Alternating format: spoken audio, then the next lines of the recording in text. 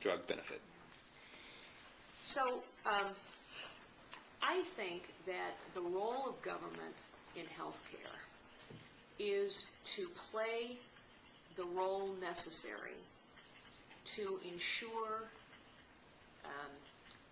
adequate choice, competition, regulation, and protection. And last but certainly not least, to ensure effective administration of the government programs that already exist. And we might as well start with that one, because the government does not effectively administer the programs that already exist.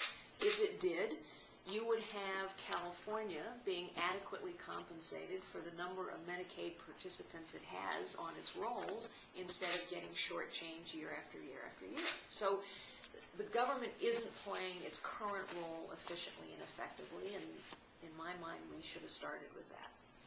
But the reason I add the others is because I happen to believe that the insurance industry today, in essence, is a regulated oligopoly. There is not full and fair competition for health insurance, and the government is the only one that can change that. The government would have to decide, okay, we're going to regulate this health insurance market nationally, not state by state. We're going to permit consumers and businesses to purchase health insurance from anyone and anywhere they want. The government has to play that role.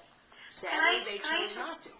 Can I put this for 1 second? Senator Feinstein has a bill that would eliminate the antitrust exemption that the insurers, only insurance companies in National League Baseball have this antitrust exemption.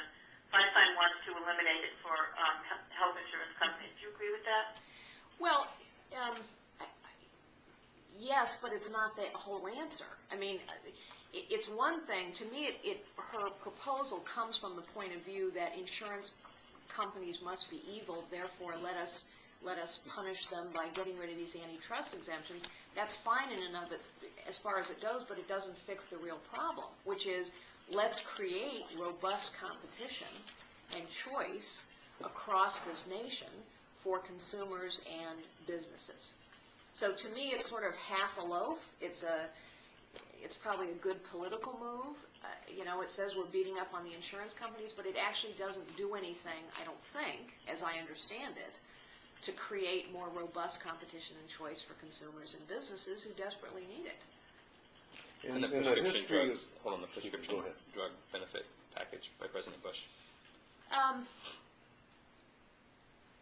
It is one of those government programs that started out with a laudable goal and has failed to meet its benchmarks within budget.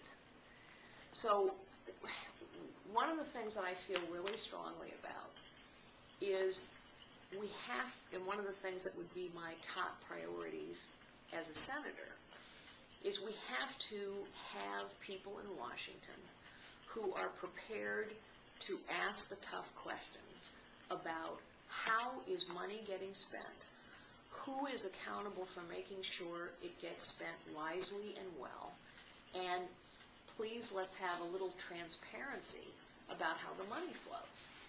And for some reason, people in Washington don't ask those questions. It's not what gets asked in an appropriations hearing. The first thing that should have been done if that program was going to be passed was say, okay, we're going to pass this program.